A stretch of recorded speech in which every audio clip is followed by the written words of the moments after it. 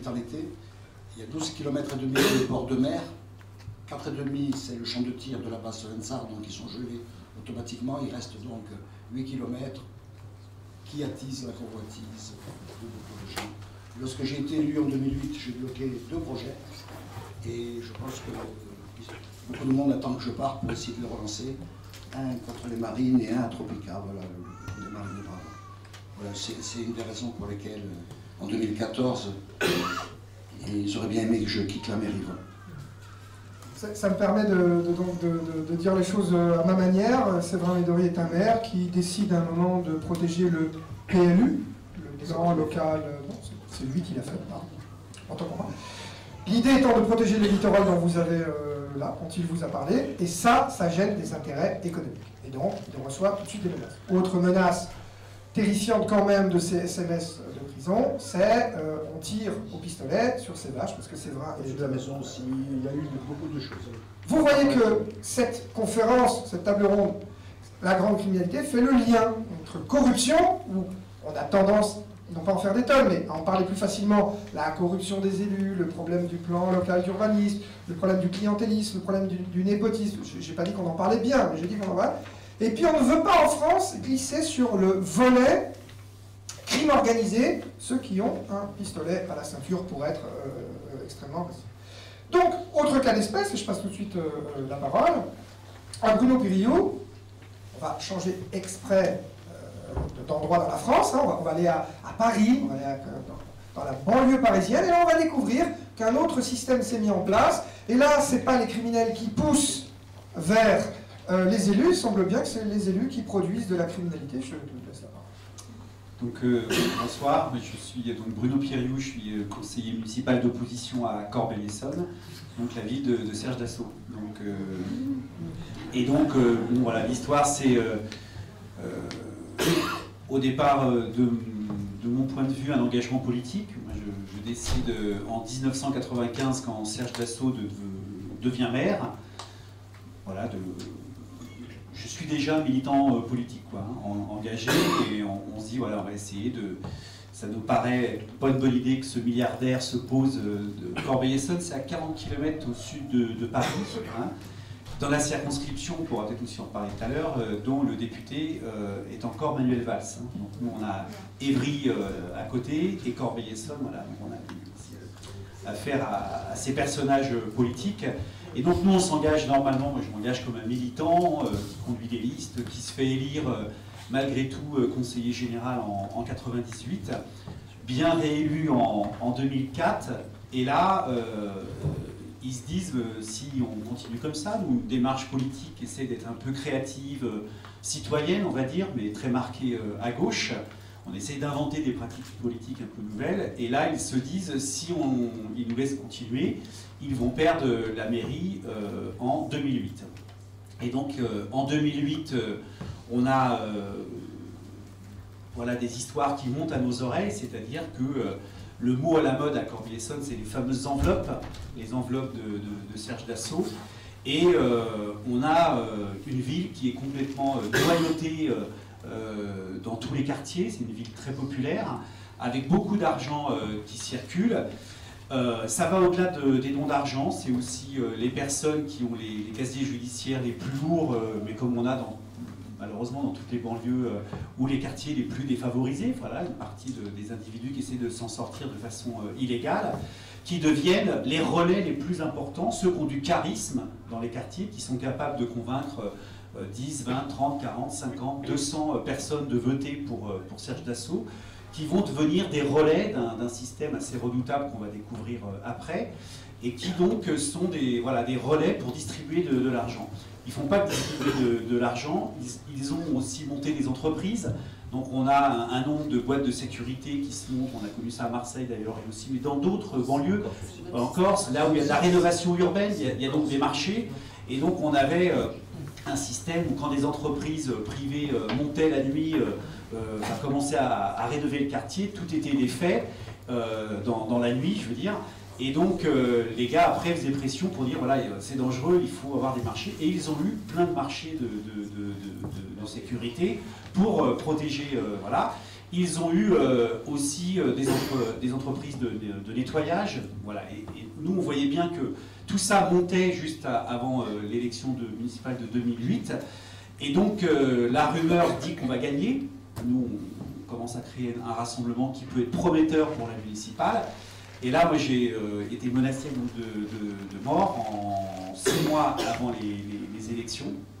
Et donc, évidemment, ça nous a un peu refroidi, parce qu'on ne fait pas les malins. Moi, je ne suis pas, au départ, un lanceur d'alerte. Je suis un militant politique et qui se demande, mais qu'est-ce que j'ai pu faire pour me retrouver dans une telle histoire, quoi, avec Serge Dassault, qui bénéficie de toute l'impunité. Évidemment, il y aurait tellement à dire parce qu'ils sont, eux, toujours là, et les présidents de la République les saluent encore pour les rafales qu'ils vendent dans le monde entier. Donc on sent qu'on s'attaque à quelque chose de compliqué, mais c'est malgré tout, c'est pour ça qu'il ne faut pas être manichéen. Je pense que la société française est quelque chose de sophistiqué et de compliqué, puisque c'est des policiers qui vont convaincre de porter plainte contre la personne qui me menace de mort, et c'est bien de le dire, parce que je ne faisais pas le malin, je ne savais pas comment m'en sortir. Et donc j'ai porté plainte, j'ai été du coup protégé pendant plusieurs mois, à la fois par des gardes du corps de militants, mais aussi par la police, pendant plusieurs mois donc à Corbeil-Essonnes. Et on a bien fait parce que cette personne qui m'a menacé de mort est aujourd'hui en prison pour 15 ans de prison, puisqu'il a failli tuer, enfin il a tiré 3 balles il y a maintenant 4-5 ans, contre un des protagonistes qui lui réclamait de l'argent, parce que ce personnage, pour les municipales de 2010, a touché officiellement entre 3 et 4 millions d'euros de la part de Serge Dassault. Manifestement, il devait en répartir un petit peu, et il n'a pas tout bien réparti, donc c'est des règlements de compte. Et là, on passe dans autre chose, puisque ceux qui menacent de mort sont capables, évidemment, sont armés, et de tirer sur d'autres individus. Donc des histoires comme ça, nous, on en a plein. Mais c'est juste pour passer la parole, dire comment on devient un élu, je ne sais pas si c'est... Peut-être pourquoi le choix du livre? Le choix du livre, oui, je fais le livre. Juste, en fait, en 2008, moi, on annule les élections, on essaie d'annuler les élections. Ça a été ça, peut-être, la façon d'être lanceur d'alerte, c'est de dire, je me rappelle, on est un peu défait, parce qu'on perd l'élection du coup de 100 et quelques voix, ce qui est rien, hein, c'est 25 000 électeurs, Corbeil-Essonnes, on fait 49,5%, on perd de très très peu. Et là, il y a un sentiment que c'est des milliers d'argent, mais on ne connaissait pas encore la somme. Aujourd'hui, on en a une petite idée. C'est des sommes énormes qui ont été distribuées dans tous les quartiers. Et donc là, je vais au tribunal administratif, on perd, et on va au Conseil d'État, et au Conseil d'État, on arrive à annuler les élections. Ils vont regagner malgré tout après. On a réannulé, c'est quasiment jamais en France pour d'autres faits, les élections le coup d'après. Et donc, le livre, c'est que en fait,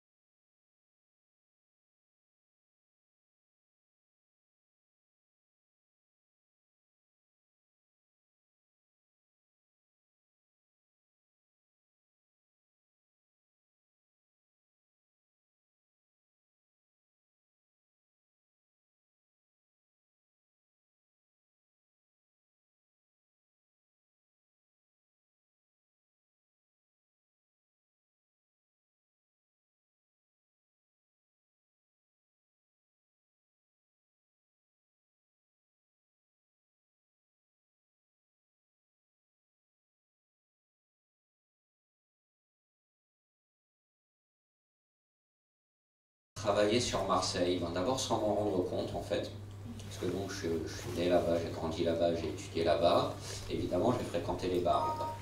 Et dans les bars tout le monde parle, beaucoup, tout le temps. Et donc c'est des affaires où on se dit, bon, lui ce qu'il nous raconte c'est n'importe quoi, c'est du mytho. Et puis il y a des noms qui reviennent comme ça. D'abord Guérini, Baresi, Campanella, Godin. Vous ne comprenez pas tout de suite les liens qu'il y a entre tout ça. Puis après, vous créez un site internet qui s'appelait Bachiche. Et vous vous dites quand même, j'ai l'impression qu'il se passe des trucs chez moi. J'aimerais bien savoir si ce qu'on m'a raconté quand j'étais jeune, ce que j'ai entendu, si c'est vrai ou pas. Et j'ai envie de faire la différence entre voilà, les légendes urbaines qu'on raconte dans les bars et les faits. C'est comme ça que je me suis retrouvé à discuter avec des gens sur Marseille, d'abord des journalistes, des mecs d'associations, des gens dans les bars, des jeunes des quartiers populaires qui avaient mon âge, et moi, comme j'ai eu la chance de grandir, on va dire, dans les quartiers sud de Marseille et pas dans les quartiers nord, c'était un endroit que je ne connaissais pas, donc ils m'ont baladé là-bas, ils m'ont fait rencontrer du monde. Et au bout d'un moment, je me suis rendu compte que j'avais beaucoup d'informations, que ce qu'on me racontait quand j'étais petit, ou quand j'étais plus jeune, c'était loin d'être des légendes urbaines, et du coup j'arrivais à faire le lien entre, on va dire, les hommes politiques qui ont des associations vides, on va dire, qui subventionnent beaucoup, et on se rend compte que l'argent de ces associations, ça sert à beaucoup de choses, sauf au bien commun, mais ça leur permet d'être élus, que ce soit dans les quartiers populaires ou dans les quartiers plus riches. On se rend compte que les gens qui tiennent ces associations, non seulement elles prennent beaucoup d'argent public, mais à côté de ça, elles font beaucoup de trafic privé. Et donc, on a ce croisement et cette porosité de monde entre politique, crime organisé et corruption. Et c'est comme ça que j'en suis venu à travailler sur les frères Guérini, que j'en suis venu à travailler sur Jean-Claude Gaudin, que j'en suis venu à travailler sur l'Olympique de Marseille, parce que tous ces éléments se recroisent quelquefois dans la ville, qui, quand on la connaît bien, ressemble plus à un village qu'à une grande ville, parce qu'on croise toujours les mêmes personnes et les mêmes lignes. Et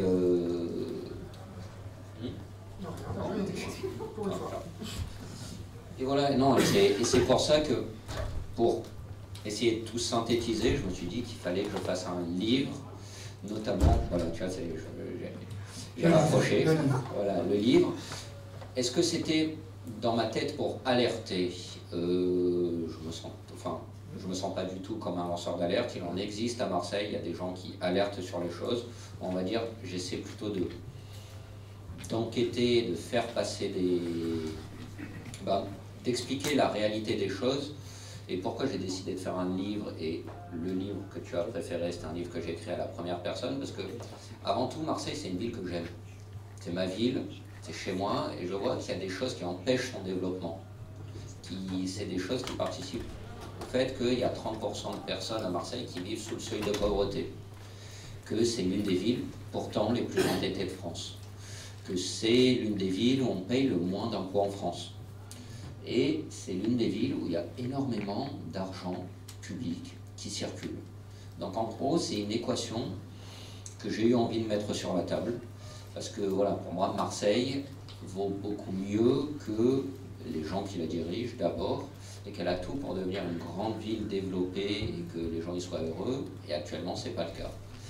Et pour arriver à la développer, il faut d'abord nommer les problèmes et ce qui empêche de la développer. Voilà. J'étais long en fait. Non, mais il va y avoir plein de questions. Encore une fois, je profite de mon statut d'animateur pour dire les choses autrement. Il y a des gens qui voudraient voir Marseille avec, certes, ça ne me dérange pas de dire le clientélisme, la corruption, Monsieur Guérini, bon quoi, il appelle son frère pour lui dire qu'il va y avoir une perquisition, c'est mal, je sais, enfin, entre frères. Ensuite, ils vont nous dire, oui, il y a des tournements de fonds publics, oui, mais c'est pas grave, fonds publics, etc. Bon, moi je dis, en tant que président de CRIMAL, ce qui me gêne, c'est que des logements HLM ont été donnés à des femmes du monde du crime organisé, des gens en cavale depuis 24 ans. 24 ans, on n'est pas en Italie, hein, vous voyez ce que je veux dire, en cavale depuis 24 ans. Le lien entre corruption, clientélisme et crime organisé est fait. Mais il avait une très belle vue, l'appart. Il faut dire, l'appart, il était bien. Bon, on fait de beaux apparts en France, très bien. Et Hélène voulait rebondir tout de suite. Oui, non, je voulais rebondir parce qu'on parlait tout à l'heure avec Xavier, on parlait de Marseille, et on écrit des livres, on tente d'écrire des articles dans les journaux, de faire des documentaires pour éveiller les gens, pour ouvrir vos yeux, vos oreilles, mais on est parfois quand même envahi d'un sentiment d'inutilité face à l'impunité dont tous ces gens-là jouissent. Et on parlait là avec Xavier, j'étais à Marseille lundi dernier, j'ai bu un café avec un monsieur dont vous ignorez certainement l'existence, qui par contre est très connu à Marseille, qui s'appelle Jacques Cassandry. Si vous allez visiter le Mucem à Marseille, vous avez en face la cathédrale de la Major, tout en noir et blanc, Et au pied, il y a des voûtes qui ont été rénovées magnifiquement. C'est un nouveau quartier absolument splendide à Marseille. Et là, vous avez un café, le plus bel emplacement de Marseille, un immense café qui s'appelle le Palais de la Major, 2 restaurants à côté. Ce monsieur tient ces 2 bars, 2-3 bars, restaurants italiens et autres. Et d'autres à Marseille. Et ce monsieur, c'est pas n'importe qui, donc il est connu comme le loup blanc dans tout Marseille. Lorsque je suis allée boire un café avec lui l'autre jour, il sortait de déjeuner avec Stéphane Ravier, qui est un élu Front National de Marseille, qui a sa cantine au Palais de la Major. Et ce Cassandri, c'est pas n'importe qui. Il a passé à peu près une dizaine d'années de sa vie en prison. Et ce monsieur est en fait l'instigateur, est en fait le vrai cerveau du casse de Nice de 1976. Que tout le monde pense avoir été l'œuvre de Spaggiari, vous savez, ce type qui avait creusé un tunnel dans les égouts, qui s'était évadé du bureau du juge en sautant par la fenêtre, etc. Et on a su bien des années plus tard, parce que ce Cassandri a un ego démesuré, il a publié un livre en 2011 sous un pseudonyme, Amigo, La vérité sur le casse de Nice, et dans lequel il explique que c'était lui et ses copains de la grande criminalité corso-marseillaise qui était l'auteur du casse. Mais ce qui est assez vertigineux, c'est que tout le monde connaît l'histoire à Marseille, et ce monsieur est vraiment considéré comme un notable. Lorsque Marion Le Pen a lancé sa campagne aux dernières élections régionales, elle a tenu son meeting de lancement au Palais de la Major. Lorsque le Palais de la Major a ouvert, il a été béni en grande pompe, ça a été retransmis sur France 3 Côte d'Azur, par le curé du panier, le curé au-dessus qui a béni les lieux. Donc voilà, quelquefois, il y a un petit sentiment de vertige face à cette impunité dont jouissent les voyous et certains notables qui les accompagnent. On comprend ça très bien, c'est pour ça qu'il est difficile de lancer l'alerte face à la grande criminalité, c'est pour ça qu'il y a quand même des journalistes dont c'est le métier. Je peux comprendre d'ailleurs qu'ils ne se considèrent pas comme des lanceurs d'alerte, on comprend très bien, mais voilà, ils sont là pour parler d'une réalité qui est très difficile à parler en tant que citoyen. Et comme la salle s'est remplie, et bien justement, des lanceurs d'alerte, pas journalistes, etc. On a Raymond Avrillier sur Grenoble, les sondages de l'Élysée ici. Je vois Christophe Grébert qui tient un blog sur Puteaux. Nous avons Christophe André qui tient une radio indépendante à Aix-en-Provence, Radio Zinzin. Et je vois aussi M. Bernardini, donc, qui est président d'une association Non-Violence en Corse. Il y a aussi d'autres talents. Je voulais passer un petit mot aussi par rapport à ce qui a été dit sur cette idée de rapport citoyen-grande criminalité. Hélène l'a effleuré, c'est un dada de Crimalt, c'est le rapport aux décisions de justice. Je vous mets au défi, vous allez me dire oui, mais je suis sûr que vous avez tort. Je vous mets au défi de me trouver une décision de justice disponible sur Internet concernant la grande criminalité. Il n'y en a pas. Et ne me dites pas Dalloz, et ne me dites pas l'arrêt, je sais pas quoi, de la chambre civile qui dit qu'un handicapé a le droit de faire ceci, etc. Non, ça y est, pour disserter pendant 6 heures en première année de droit civil. Ça y est. Mais le cercle Wagram, ça y est pas. Guérini, ah non, lui, il n'a toujours pas de procès. Mis à part. Les gangsters qui tuent, qui de temps en temps sont condamnés, oui, ça aussi c'est rare, mais ça arrive. Les procès gagnés par Séverin Ménory ou d'autres, ce n'est pas sur Internet. Or, les décisions de justice sont rendues au nom du peuple français. On peut aller au tribunal, mais on n'a pas que ça à faire. Elles devraient être disponibles sur Internet. Donc avec Crimalt, on a eu un stagiaire un jour. Et on a eu quelques décisions très très intéressantes. On y voit des choses, même quand les gens sont relaxés d'ailleurs. Et avec Hélène, parfois on s'échange des décisions de justice. Donc si ça intéresse certains de travailler sur rendre public des décisions de justice, en tout cas il faut déjà les obtenir et aller au tribunal. Et on a ici, à mon avis, un enjeu majeur. Parce que précisément, on accuse les gens, c'est difficile, il y a la diffamation, etc. On est en état de droit, il y a une chose qui est très importante, la décision de justice. Voilà. Je vous propose tout de suite de passer la parole au public pour poser des questions à nos invités. Je rebondirai aussi sur...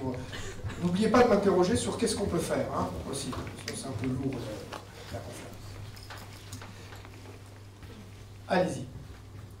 On va vous distribuer un micro pour ceux qui veulent poser des questions.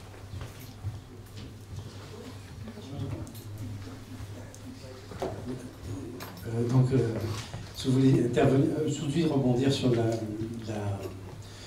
la mise des décisions de justice à l'accès du public, derrière on nous rétorque aussi le problème du droit à l'oubli. Et qu'est-ce qu'il en est donc? Bon, alors je peux laisser répondre les invités. Bon, moi, je suis pas d'accord. Hein. Enfin, voilà, il y a une décision de justice, non, bref. Mais on pourrait imaginer que demain, si c'était cet argument, de toute façon, le ministère de la Justice met toutes les décisions à disposition et gomme les noms, et on aurait au moins les process. Je vous donne un exemple. Dans l'affaire du juge Renard à Nice, condamné par le Conseil supérieur de la magistrature, à la retraite anticipée, il était un lien organique avec des fraudeurs, le crime organisé, dit-on la mafia calabraise, mais ça, je n'ai jamais vu la preuve. La décision est disponible sur le site du Conseil supérieur de la magistrature, et elle est anonymisée. Celui qui connaît l'affaire sait que c'est le juge Renard. On peut faire ça si on veut, mais je passe tout de suite la parole à si vous voulez répondre. Oui, j'aime pas quand on prend le micro. Oui, non, juste sur cette question du droit à l'oubli, en matière de grande criminalité, c'est une grande farce. Qu'on oublie la petite délinquance, les histoires de famille, bien volontiers, mais là on est bien au-delà, on est dans des domaines qui nous touchent en tant que citoyens. Voilà, donc c'est vrai que moi je fais partie de l'association de la presse judiciaire, c'est aussi un de nos combats pour être mieux informés, pour pouvoir faire notre métier qui est celui de rendre public ce qui se passe dans les tribunaux, dans lesquels je vous engage aussi à aller faire un petit tour de temps en temps parce que c'est vraiment instructif, mais à condition d'être informé. Et c'est vrai qu'on déplore sans arrêt le fait que rien de tout ça soit rendu public, contrairement à l'Italie, hein, que Fabrice connaît bien, où là, en matière de lutte anti-mafia, vous avez tous les documents, vous avez même des sonorisations, les écoutes, enfin on peut... Sur YouTube. Ni par la police. L'affaire d'assaut de Corbeil-Essonnes, là j'ai des confrères qui ont diffusé l'un des enregistrements hein, dans lequel Dassault se fait piéger par les voyous qui viennent lui réclamer l'argent. Et il dit, mais j'ai donné... elle est formidable cette bande à écouter, heureusement qu'on l'a diffusée dans les journaux. Où l'un des voyous lui dit j'ai pas eu ma part, il dit j'ai donné 1,5 million, ça va, je peux plus là. Et puis maintenant je suis surveillé par la police et puis mes comptes en banque à l'étranger, je peux plus y toucher. C'est vrai que c'est des documents d'intérêt public, il me semble. Hein. Là je pense pas qu'on puisse invoquer le droit à l'oubli pour l'achat de voix de Serge Dassault. Enfin. D'autres questions? Pardon de ma naïveté, mais je vous promets de... Le micro, parce qu'on s'est enregistré. Pardon de ma naïveté, mais je vous promets de lire le livre. Mais qu'est-ce qui pousse Dassault à investir 57 millions d'euros pour se maintenir à Corbeil? Oui, c'est vrai qu'on nous a demandé souvent pour qu'est-ce qui poussait un milliardaire à vouloir à tout prix être maire. Donc, il y a deux réponses. La première, c'est que Serge Dassault défend des idées très libérales. C'est ce pourquoi il a acheté le Figaro, en disant qu'il voulait faire passer des idées saines. Donc il achète le Figaro et pas que. Hein. Il a acheté avec le groupe Soc Press des dizaines de titres. Donc il veut avoir le pouvoir. Mais c'est qu'il y a un lien évident entre le pouvoir économique de comment fonctionne notre société aujourd'hui, l'économie de notre société, et le pouvoir politique. Et que Serge Dassault, notamment ce groupe-là, n'existe pas sans la commande publique. C'est quand même une grosse partie de nos impôts qui ont permis, notamment au Rafale, qui était invendable, maintenant il commence à se vendre un petit peu. Et donc Serge Dassault, c'est voilà, première réponse, il veut être proche du pouvoir politique, mais comme son père l'était. Marcel Dassault a été parlementaire jusqu'à la fin de sa vie, il est mort à 98 ans. Et donc il était proche du pouvoir politique, et donc il fallait être dans le pouvoir politique pour peser sur les lois, et notamment toutes les lois fiscales, etc. Et le deuxième élément de réponse, c'est qu'il veut être maire pour être sénateur. Hein, il a voulu être député, il n'a pas réussi, alors il n'a pas réussi à battre Valls à l'époque, et il est devenu sénateur, voilà. Et puis je pense qu'il y a aussi des dimensions, parce que on peut être milliardaire, corrupteur, c'est ce que m'avait dit un procureur de la République, c'est pas un homme corrompu, c'est un corrupteur, à l'échelle internationale d'ailleurs, hein, pas que en France. Condamné en Belgique, hein. Condamné en Belgique, il y a d'autres histoires sur les rafales en Inde qui sont aussi pas très claires. Enfin bon, et puis il y a une dimension psychologique, c'est que je pense que c'est quelqu'un qui avait besoin, et ce qui est aussi intéressant, moi, qu'il est beaucoup côtoyé, c'est que je pense que d'être milliardaire n'est pas très intéressant. Et qu'il y a besoin, non, c'est un vrai sujet, pas faire de la psychologie, mais qu'on a besoin d'exister autrement, et que je vais même dire, et donc il y a besoin d'avoir quelque chose qu'ils ne doivent pas à son père, même sur une partie de sa fortune, et qu'il a besoin d'exister par lui-même, et c'est vraiment intéressant. D'ailleurs, je dis quelque chose que Serge Dassault, moi je ne lui enlèverai pas quelque chose, c'est qu'il avait besoin d'aimer quelque chose. Hein, et qu'il a, je pense, aimé Corbeil-Essonnes. Il s'est attaché à cette ville. Il y a juste quelque chose qui est pour moi aussi intéressant, c'est que je pense que, et que ça il ne l'a pas bien compris, c'est que l'amour, je pense, ça ne s'achète pas. Et que, voilà, même s'il a encore, mais je vois des personnes que je connais dans la salle qui opinent, parce qu'il y a d'autres élus comme ça qui sont prêts à tricher pour à tout prix, pas forcément avec les sommes de Serge Dassault, à tricher, mais parce qu'ils sont aussi, je pense, attachés à ce qu'ils font et que le mandat de maire est un joli mandat. Et le dernier mot, c'est que 53 millions d'euros que l'on connaît, hein, parce qu'on n'a pas tout découvert, on a tiré la ficelle, et moi je salue d'ailleurs, voilà, pas un discours manichéen, on a des journalistes remarquables en France. Et encore, une certaine forme, même si effectivement il y a une concentration, et je connais bien le sujet du pouvoir journalistique dans les mains de quelques-uns, mais sans le Canard enchaîné, pour ce qui me concerne, Mediapart, France Inter, Libération, même Le Parisien, les choses sont compliquées, parce que quand un combat devient populaire et que les faits sont avérés, ça fait vendre aussi des journaux que de les sortir. Hein, et donc on a été des bons clients pour la presse, nous aussi, à Corbeil-Essonnes. Enfin, sans le courage de journalistes qui, dans notre cas, beaucoup ont été menacés aussi, par l'entourage de Dassault, mais vraiment menacés. Et donc qui sont courageux et qui font le boulot. Mais dire un dernier mot, c'est que 53 millions pour Serge Dassault, le problème c'est que c'est rien. Et que ça, voilà, sur l'échelle des valeurs, on pourrait aussi avoir un débat sur ces questions. Alors, y a-t-il d'autres questions? Vraiment rien. Oui, oui.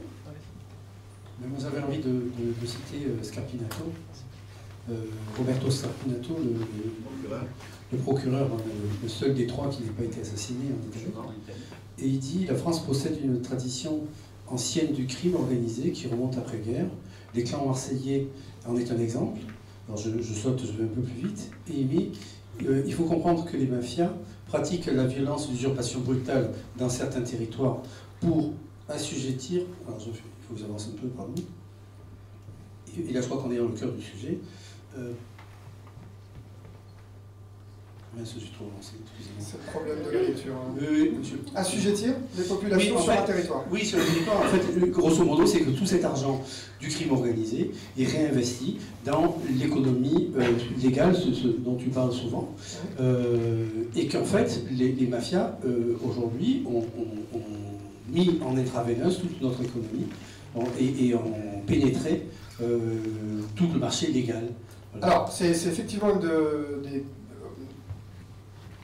c'est vraiment un cas d'école et c'est vraiment dans l'ADN du crime organisé professionnel, mafieux ou pas, peu importe le débat, mafia ou pas mafia, d'être présent dans l'économie légale, d'abord pour blanchir et puis pour d'autres raisons. Alors justement, est-ce que je me tourne vers les invités, est-ce que dans leurs enquêtes, d'abord ils sont peut-être intéressés aux criminels, d'abord ils sont peut-être intéressés au clientélisme des élus corrompus, mais est-ce qu'ils ont fait le lien business, hein, économie illégale, économie légale, ou dans le sens qu'ils voulaient, je vais passer la parole à Xavier, est-ce qu'ils ont trouvé ça dans leurs enquêtes? Alors, je vais continuer en fait l'exemple d'Hélène sur Jacques Cassandry. Donc, vous êtes à Marseille, sous la cathédrale de la Major. C'est un nouveau quartier. Ce qui est assez amusant, c'est que la cathédrale de la Major, juste à côté, il y a le commissariat central de Marseille.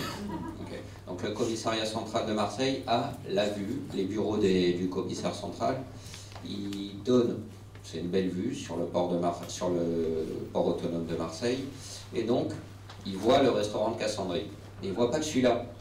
Il voit aussi le restaurant où Cassandry est associé avec les frères Campanella, qui sont les pivots du milieu à Marseille. À côté, il y a le restaurant de la fille de Gaëtan Zampa, donc l'ancien parrain des années 80 à Marseille. Et à côté, vous avez le restaurant du cousin de Samia Ghali, qui a été mêlé à un moment à des trafics de drogue, donc de la sénatrice Samia Ghali des quartiers nord, qui est sous enquête judiciaire actuellement par le parquet national financier pour détournement de fonds possible et pour la constitution de son patrimoine immobilier qui est assez étrange.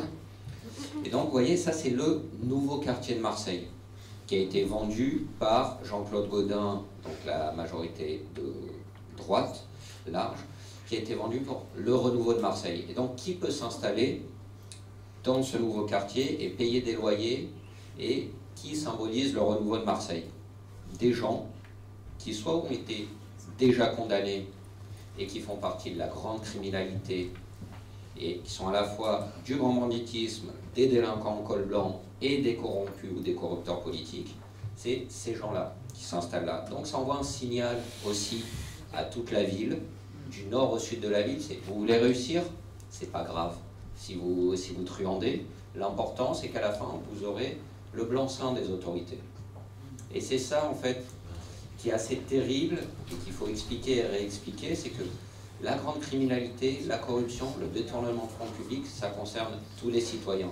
Parce que personne ne peut vivre dans une bulle. Donc les grands criminels, ce qu'ils veulent, c'est de la notabilité et de l'argent. L'argent, ils le prennent dès qu'ils le peuvent. Et ils prennent du pouvoir avec ça. Donc ça va impacter la vie des citoyens. La corruption, c'est aussi de l'argent, ou le détournement de fonds publics, c'est aussi de l'argent qui ne va pas dans la bonne direction. Donc tous les projets, on va dire, d'intérêt commun ne vont pas être faits parce qu'ils ne sont pas financés, parce que l'argent est parti ailleurs. Et donc quand avec Hélène, c'est vrai, tout à l'heure on a discuté, c'est vrai que c'est un peu désespérant, le dossier Guérini. Le premier papier que j'ai fait sur le dossier Guérini, c'était en 2009. Il n'est pas encore jugé. Voilà, et Jean-Noël Guérini, il est toujours sénateur. Donc, il touche toujours l'argent que moi je lui donne avec mes impôts. Voilà. Et peut-être qu'il y a une erreur, et là on va battre notre couple, c'est des journalistes de pas assez, de trop expliquer, regardez, c'est un corrompu, c'est un pourri, etc. Et de ne pas expliquer la mécanique de, bon, il est corrompu, ok, mais en fait, c'est votre argent qu'il vole. C'est pas l'argent de quelqu'un que vous ne connaissez pas, c'est le vôtre. Et c'est vrai que peut-être qu'il y a un manque de culture par rapport à ça, de l'explication des conséquences de la corruption pour les citoyens, du détournement de fonds publics pour les citoyens. Tout ça. Et c'est vrai que ça, peut-être de notre côté, on a du mal à alerter là-dessus. Il est clair qu'à Crimal, nous, on a décidé d'arrêter avec l'histoire de la responsabilité individuelle. Hein. C'est votre faute, vous ramassez pas les déchets, c'est votre faute, vous consommez de la drogue. Nous, ça marche pas comme ça. On pense que c'est les élites, ceux qui ont le pouvoir, qui doivent changer et montrer l'exemple. Samia Ghali, sénatrice, quand il y a un meurtre à Marseille, elle veut envoyer l'armée.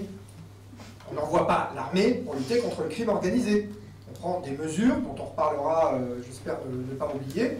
Donc Samia Ghali est aujourd'hui accusée d'avoir donné des centaines de millions d'euros, centaines de milliers d'euros à une association, etc. Avant elle, Sylvie Andrieux, Dieu merci, condamnée, n'est plus députée, a été, la magistrature a prouvé qu'elle avait donné des centaines de millions à des associations fictives ou qui l'aidaient à avoir du consensus. Elles existaient. Bon, je sais pas, on peut. En tout cas, j'ai obtenu la décision de justice. C'était de l'achat de bois. Hein. Sylvie Andrieux, c'était très clairement de l'achat de bois. Non, moi ce que je pense, je sais pas, il y a la responsabilité individuelle de chaque citoyen devant cette situation, à savoir à Marseille, maintenant en Corse, à Paris, à Corbeil. Que fait la population devant la mixité totale entre l'élu et la mafia? Mais que fait les préfets? Je ne veux pas toujours accuser l'État, mais lorsqu'un État accepte ça, lorsqu'un État est faible, lorsqu'un préfet est du côté des gens qui menacent des élus, lorsqu'un préfet est du côté de ce qu'on ferme les yeux sur les marchés publics, comment peut-on attendre d'une population qui a du mal à joindre les deux bouts, qui a du mal à trouver un emploi, qui a du mal logé, comment peut-on demander à une population d'essayer de se révolter, d'avoir de la morale, d'avoir une morale supérieure à celle de ses élites, supérieure à celle de ses dirigeants? Moi, je pense que tant que l'État, je pense que tant que l'État ne sera pas un vrai État, avec ses élus et avec ses citoyens, que ce soit M. Dassault, M. Cassandre et M. X et M. Y, je ne vois pas comment la population peut se soulever. Je vois pas comment la population peut se soulever. Moi, je vais prendre ma petite affaire, j'ai porté plainte et il y a des jours où je me demandais si j'avais raison quand je voyais l'attitude du préfet. Donc le préfet, c'est quand même la plus haute autorité de l'État français en Corse, enfin, de l'État français dans chaque département et dans chaque région. Hein. Je ne suis pas en train de faire de la politique, mais c'est... Pardon? Et comment... il y a des jours, je ne savais plus où j'étais, parce que lorsque vous allez voir un préfet, que vous êtes élu, que... qui couvrent des fois l'écriture publique pour arranger la famille des gens qui me menacent, parce que c'est exactement ce qui s'est passé dans mon cas, et vous ne savez plus où vous êtes. Vous n'avez plus de repères, vous n'avez plus rien. Il n'y a plus de monde pour vous, c'est la pression contre rien. Voilà, les États sont créés pour protéger les petites gens, et les États ne protègent pas les petites gens. À partir de ce moment-là, qu'est-ce que vous voulez attendre qu'est-ce que vous voulez faire? Je ne sais pas. J'ai pas de réponse. Hein. J'ai pas de réponse. J'avais une question. À part une révolte, j'ai pas de réponse. On a oublié madame, là, qui voulait... Ah voilà, excusez-moi. Non, et puis Hélène rebondira comme elle le veut après. Je crois que j'ai déjà eu un petit élément de réponse. Je voulais revenir sur Marseille, mais je pense que ça peut s'appliquer un peu à tous les cas. Mais c'est vrai que, enfin, moi je suis pas marseillaise de naissance, mais je suis marseillaise de cœur, et je trouve que c'est une ville incroyable, c'est un champ des possibles. Mais je suis en colère contre l'inertie dans cette ville, où effectivement, enfin, liée à tout ce clientélisme, etc. Et ma question c'était, alors je sais qu'il n'y a pas de baguette magique, mais qu'est-ce qu'on pourrait faire au-delà de, enfin, après avoir dénoncé, parce que dénoncer effectivement c'est bien, mais qu'est-ce qu'on pourrait faire pour changer les choses? Bon, moi j'ai ma solution, mais je le dirai après. Tu voulais rebondir avant? Vas-y, sur Marseille. Alors, sur Marseille, d'abord, il y a une chose très, je pense, simple à faire, c'est voter. Non mais parce que il faut avoir conscience d'une chose, c'est à Marseille, il y a en gros un tout petit peu plus d'une personne sur deux qui vote dans le corps électoral. Jean-Claude Gaudin, il a été jamais aussi bien élu, puisqu'il a une majorité de 60 voix sur 100 au conseil municipal, avec 100 000 voix. Il a eu 100 000 voix. Voilà, Marseille, 1 million d'habitants, on va dire le corps électoral, il est à 500 000, etc. 100 000 voix. Voilà. Donc déjà, si on arrive à voter. Alors après, évidemment, voter, il faut que les gens aient un vote libre. Donc là, on a eu le dossier Andrieux qui a été clos, le dossier Gali sera peut-être clos à un moment, mais par exemple, moi, Samia Gali, j'en parle depuis 2011, à peu près, de ce qu'elle fait. C'est-à-dire de l'argent qu'elle déverse. L'enquête de la justice a ouvert en 2016. Dans mon premier livre, il y a déjà tous les éléments sur l'enquête. Il y a les mêmes, c'est exactement les mêmes. D'ailleurs, Samia Gali m'accuse d'avoir rédigé les lettres anonymes vers le parquet national financier. Alors que bon, moi je lui ai déjà répondu plusieurs fois, c'est écrit dans mon livre. Pourquoi je vais faire une lettre? Donc, après, vous parlez d'inertie, il y a pas une inertie à Marseille. C'est ça, je lutte contre ça, on n'est pas, c'est pas de l'inertie, c'est de la résilience. Et là, c'est que, il y a des occasions à Marseille pour, on va dire, essayer de tout nettoyer. Après, souvent, on a l'impression que c'est des occasions ratées. Quand on a lancé avec d'autres journalistes les dossiers Guérini, on s'est dit, ok, il y a tout qui va péter. On pète tout, etc. Et la présidentielle 2012 qui est arrivée.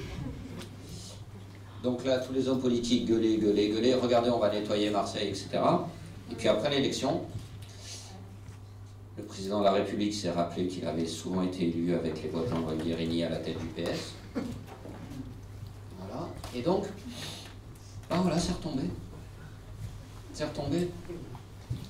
Donc, c'est vrai que ça peut être désespérant, c'est vrai qu'on a l'impression qu'il y a une inertie, mais il y a beaucoup de gens qui bougent. Moi, à Marseille, Samia Gali, je ne la connaissais pas.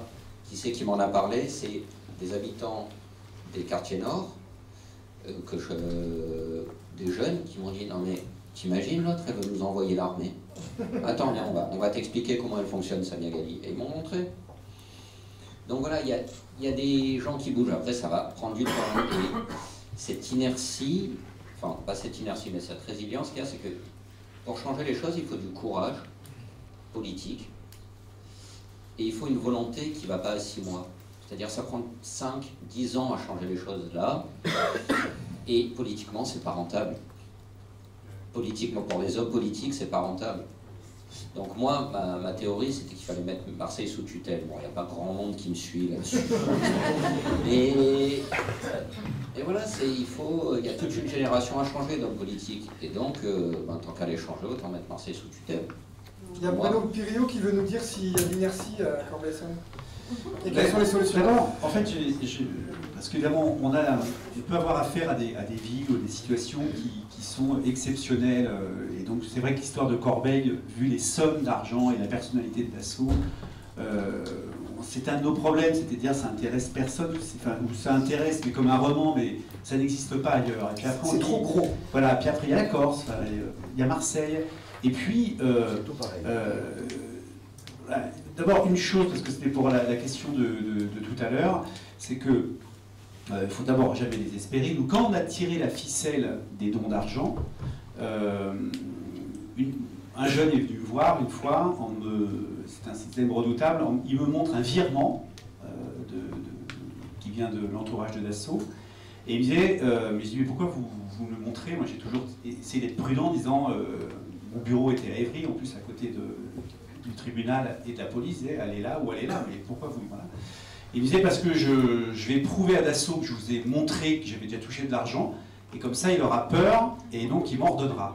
Moi, j'avais vu ce truc un nombre de fois considérable.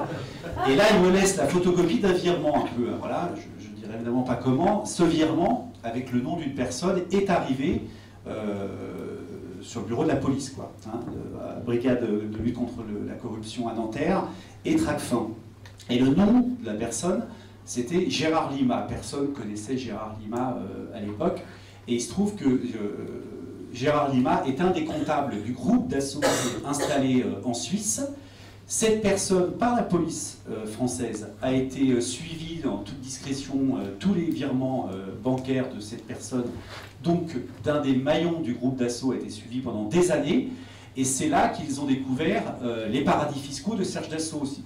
Ces histoires sont sorties, et qui fait que Serge Dassault a été condamné il y a un an pour fraude fiscale. Voilà. Le problème, c'est que ces gens-là, évidemment, restent évidemment toujours avec autant de pouvoir, mais la justice, quand même, a fait son travail, et qui fait que la famille politique de Dassault n'a pas pu le représenter au sénatorial, donc il n'est plus sénateur. Bon, évidemment, tout ça peut paraître des petites victoires.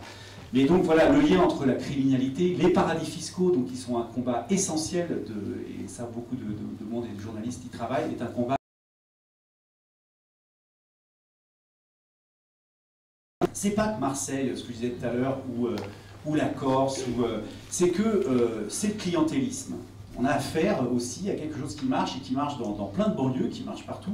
Reportage sur Bobigny et Drancy avec Lagarde cette semaine sur la 3. Regardez ça si vous ne l'avez pas vu, ça donne froid dans le dos, quoi. Et donc ça pose une question politique, je pense, qui fait que aucun citoyen, on n'est pas sur une question morale. Moi j'ai jamais dit c'est de l'éthique, c'est de la morale. On est sur une question politique. Et c'est vrai qu'il y a quelque chose de désespérant, c'est que si on ne fait rien, quelle société ça nous fait, ça? Une société en fait profondément inégalitaire, où ça ne change jamais, les riches restent riches, même s'il y en a quelques-uns qui gagnent un peu, au final ils ne gagnent pas grand-chose. Et donc, plus de démocratie, plus de liberté, enfin une société très gangrénée. Et on ne sait pas, enfin on sait, ça donne froid dans le dos sur jusqu'où ça peut aller. Et moi je crois, je vous invite à lire ce livre de Frédéric Gros qui vient de sortir, qui s'appelle Désobéir. Je crois qu'il y a quelque chose, il ne faut pas compter que sur des lanceurs d'alerte ou des élus courageux ou des citoyens ou des journalistes. Il faut que chaque citoyen réinvestisse le champ de la politique, comme il veut. Hein, c'est vrai que les partis ne sont pas en forme, donc inventons autre chose. Mais parce que, tant que, ça a été l'hypothèse de notre livre, quand la République, elle promet plus rien, est-ce que la République produit de la légalité aujourd'hui en France? Est-ce qu'elle produit de la liberté? Est-ce qu'elle produit de la fraternité?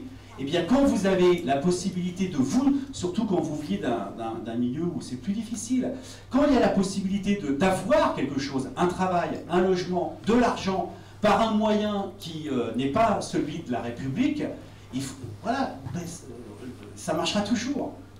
Ouais, moi je me suis vu à Corbeil, il y avait des copains, des jeunes qui touchaient 1000 euros, 10 000 euros, 500 000 euros.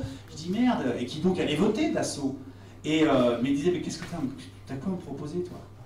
C'est-à-dire que, et c'est là où il y a quelque chose qui nous intéresse tous, c'est que tant que nous, les gens de bonne volonté qu'avons, n'ont pas des valeurs, simplement, ou une morale, mais si on n'est pas capable d'inventer un projet politique d'une société qui fonctionne autrement, le gangstérisme, la mafia, la corruption, le clientélisme, tout ça a des beaux jours devant eux. Alors il y a des questions.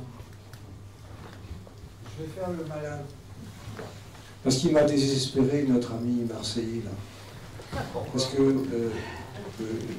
je tutoie. Oh non, pas de problème. Il y a eu des élections en 2012, c'est vrai. Mais il vient d'y en avoir aussi. Oui. Et à ces élections, moi qui ai un certain âge, j'ai voté. J'ai fait voter. Et il y a un espoir qui, à Marseille, s'est un peu levé. J'en dirai pas plus. Faut-il réagir à ça? Il est allé voir qui avant de se présenter à Marseille? Alors je ne suis pas désobéissant. Oui. Mais je suis insoumis. Oui, oui, mais il est allé voir qui? Il est allé voir qui? Moi, c'est Jean-Luc Mélenchon, je ne le connais pas personnellement. Il y a eu des enquêtes qui sont sorties sur lui récemment, et par un ami d'ailleurs, qui était Olivier Jourdan-Rouleau, dans Capital, qui était assez intéressante. Moi, Jean-Luc Mélenchon à Marseille, c'est, enfin, on va dire la France insoumise à Marseille, c'est, on va dire, un espoir. Un espoir pour que, notamment dans les quartiers populaires, il y a quelque chose qui bouge, puisque les quartiers populaires, c'est le FN qui les a gagnés à Marseille. Il ne faut pas se voiler la face. C'est le FN. Et si ça, là, pour l'instant, ils ont gagné une mairie dans les quartiers nord. Samia Ghali ne se représentera pas lors des prochaines municipales parce qu'elle sait que si elle se représente dans les quartiers nord, elle va perdre face au FN. Il y a une nouvelle donne, c'est la France insoumise à Marseille, c'est vrai. Moi, ce qui m'inquiète, c'est que ce soit juste un soufflet. C'est-à-dire que c'est... Comment dire? Marseille sert beaucoup de tremplin aux gens. Voilà. C'est par exemple, Jean-Luc Mélenchon, il s'en sert comme tremplin au niveau national. Qu'est-ce qu'il fait pour Marseille? Au niveau local politique. Il est allé voir Jean-Noël Guérini. Il a dit qu'il allait voir Jean-Noël Guérini pour discuter politique avec lui. Il est allé rendre ses hommages à Jean-Claude Gaudin en lui disant en gros, t'inquiète pas, moi je m'occupe pas de la gestion municipale. Pour moi c'est un problème. Et j'avais le même problème par exemple avec Arnaud Montebourg qui en 2011 se lance dans une croisade anti-Guérini. Parce qu'il est en train de faire... Il est en campagne pour la primaire socialiste. Depuis la primaire socialiste, est-ce qu'on a revu Montebourg à Marseille? Non, moi je veux bien que des politiques s'intéressent à Marseille, qu'ils disent qu'ils adorent la ville, qu'ils se sentent marseillais, méditerranéens, etc. Ok, mets les mains dans le cambouis et change les choses. Bien, et fais vraiment le boulot, fais pas comme, voilà, donc je suis élu de Marseille et je parle au monde. Raymond, à prier. Oui, en mettant alerte et grande criminalité, ce qui vous a échappé, c'est que l'on était amené à parler des corrupteurs et non pas des corrompus. Car dans la corruption, c'est un pacte secret entre un corrompu et un corrupteur, et souvent des corrupteurs. Alors, par rapport à ça, l'expérience qu'on a eue à Grenoble de soulever des affaires de corruption montre, et je vais prendre le parti, la défense du corrompu, M. Alain Carignon, qu'on a mis en cause, qu'on a mis 4 ans pour révéler cette corruption dans la passivité générale. Il dit, pourquoi moi, pourquoi pas le patron de la Lyonnaise des Eaux, qui était Jérôme Monod à l'époque, ensuite directeur de cabinet du président de la République. Pourquoi simplement les intermédiaires, car ce sont seuls les intermédiaires qui ont été condamnés, le directeur de l'eau, le directeur régional, etc. Et en soulevant le problème de la grande criminalité, on aborde le côté non plus simplement des corrompus, mais des corrupteurs. Et dans les témoignages qui sont donnés particulièrement sur la Corse et Marseille, moins en termes d'opérations d'urbanisme sur Corbeil, c'est plus les avions qui sont en cause là, et le rôle de sénateur qui est intéressant, de sénateur-maire. Dans les deux dossiers, on voit bien que ce sont les corrupteurs qui sont au centre des opérations d'urbanisme, de privatisation des biens communs, comme on l'avait soulevé dans les dossiers de l'eau ou des marchés routiers du département d'Isère à Grenoble. Et donc, est-ce qu'il n'y aurait pas intérêt à travailler pas seulement le blanchiment et la pénétration du milieu dans l'économie réelle, mais le rôle de ces corrupteurs alliés entre corrupteurs légaux, grandes entreprises, et corrupteurs occultes, grande criminalité. Je vais me permettre de répondre que M. Raymond Avrier a donc trouvé le thème de la table ronde de l'année prochaine et que, en tant que professeur à sciences politiques de géopolitique critique des criminalités, j'aime faire étudier mes élèves sur des concepts tels que, mais finalement la mafia, le crime organisé, tout ça, ceux qui infiltrent l'économie légale, vous voyez, ce prisme du méchant qui va dans l'économie saine, libre et non faussée, sont peut-être les parents pauvres de la mondialisation criminelle. Dit autrement, dans la contrebande de tabac, ce sont les grandes industries du tabac légales qui se débarrassent de leur stock. Ça finit aux mains des mafias italiennes, mais le corrupteur, c'est celui qui produit du tabac. L'État, les États en général, excusez-moi, en ayant inventé la prohibition des drogues telle qu'elle est appliquée aujourd'hui, pendant des millions d'années, le commerce des drogues était légal. Du jour au lendemain, on a fait la prohibition des drogues. Il y a un siècle, on a enfanté le crime organisé. Et on peut, dans cette géopolitique critique, décliner toutes les activités criminelles et se rendre compte qu'à l'origine du problème, il y a l'État, le mauvais État, celui qui fait des abus de pouvoir, les grandes sociétés, évidemment les multinationales. Les paradis fiscaux n'ont pas été inventés par Baresi et Campanella, des gangsters, certes en cavale, etc. Ils ont été inventés par des États. Mais ils savent très bien les utiliser. Ils savent très bien les utiliser. Pourquoi pas eux? Ils sont pas, voilà. Donc il y a vraiment toute une réflexion là-dessus. Par exemple, j'ai été très satisfait d'un reportage qu'a fait un journaliste allemand récemment, où il traite le trafic de déchets vers la Calabre.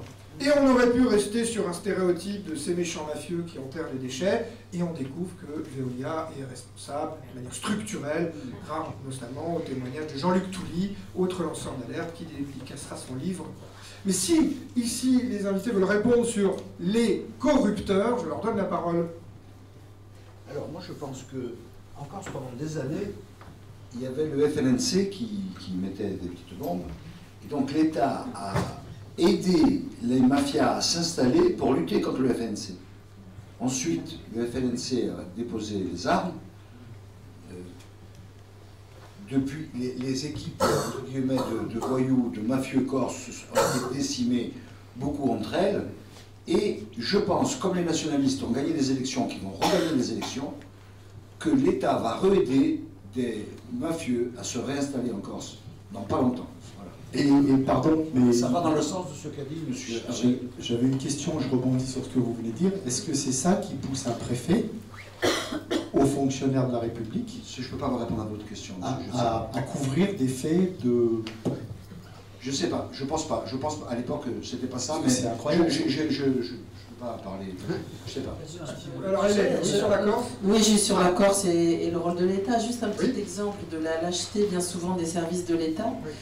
J'ai été alertée l'été dernier par une personne au sein des services de l'État qui me disait il se passe un truc bizarre à Calvi. Calvi, c'est la ville dont je suis originaire. J'ai lu l'article sur la mairie de Calvi vient d'embaucher comme balayeur des rues un homme surnommé Tony le Boucher. Je vous laisse imaginer pourquoi ce surnom.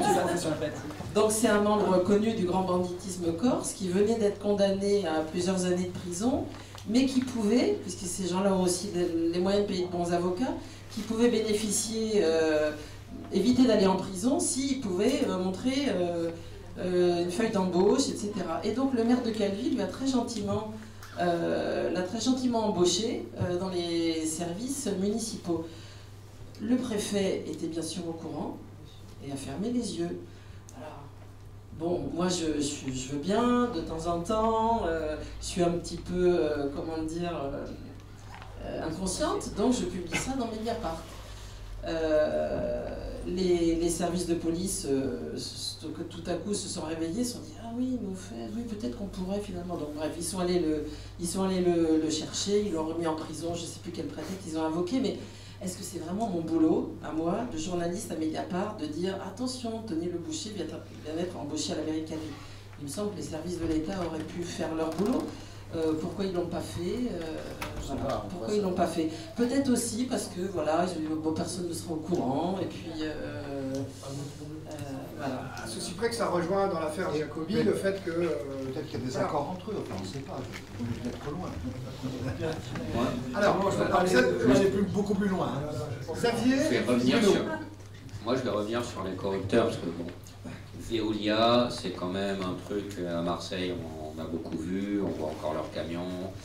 Et la question des déchets à Marseille, du traitement des déchets, est quand même quelque chose qui revient en fait. À chaque fois qu'il y a un appel d'offres à Marseille, il y a une grève des éboueurs. C'est comme ça. En fait, on appelle ça grève des éboueurs. C'est pas vraiment une grève des éboueurs. C'est pas les éboueurs qui se disent tiens, on va se mettre en grève. C'est les groupes qui se disent faut faire pression pour qu'on ait encore des lots. Ça, c'est dans le meilleur des cas. Dans le pire des cas, c'est les groupes qui se disent non,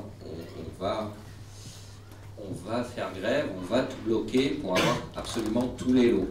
Et on va s'allier avec les mecs du grand banditisme de temps en temps pour pouvoir faire pression sur les élus. Et la grève de 2009 à Marseille, où pendant 15 jours on n'a pas ramassé les déchets et on a dû annuler l'appel d'offres sur les déchets parce que c'était plus gérable, ça s'est passé comme ça. C'est-à-dire qu'on avait à la fois des grands groupes, des hommes politiques ou parapolitiques comme Alexandre Guérini qui pilotaient une grève avec des gros bras liés au grand banditisme. Voilà. Mais ça a bénéficié aussi à des filiales de Veolia ou des filiales de Suez qui avaient chacun leurs hommes qui faisaient les choses comme ça. Et là, on a encore une grève à Marseille il n'y a pas longtemps avec des centres de tri qui ont été bloqués. Moi, j'ai des amis à boire qui m'ont dit « Ouais, tu sais qui c'est notre soi-disant représentant syndical ?» Ben ouais, c'est le frère de celui qui gère les boîtes de nuit pour les frères Campanella. Il n'a jamais vu une benne à ordures de sa vie, ce mec-là, hein, j'en ai eu confirmation. Donc, oui, il y a une chaîne, en gros, c'est pas corrupteur corrompu, il y a une chaîne de corruption, et alors, tout en haut, voir qui est le corrupteur, on voit à peu près, tout en bas, qui est le corrompu final, on voit à peu près, mais après, il y a toute une chaîne en clair-obscur où on est à la fois corrupteur et corrompu. Et c'est ça qui est compliqué à analyser. Oui, Bruno. Un petit mot, oui, mais parce que c'est vrai, voilà, sur la question du corrupteur. Donc, je crois qu'il faut qu'on a une société qui évolue où on commence à parler, voilà, on parlait d'Assaut, du groupe d'Assaut, hein, Veolia, on pourrait parler de Vinci, d'Eiffage. C'est qu'on a une économie française et mondialisée où le lien entre notre président de la République, on a un bel exemple. Le lien entre le pouvoir politique, on parle du préfet, un préfet des ministres, et le pouvoir économique qui est de plus en plus concentré en France sur ces quelques grands groupes, il y a une collusion totale, quoi. Et on pourrait dire, et c'est pas être simpliste ou machiavélique de dire ça, ce sont les mêmes. C'est les mêmes.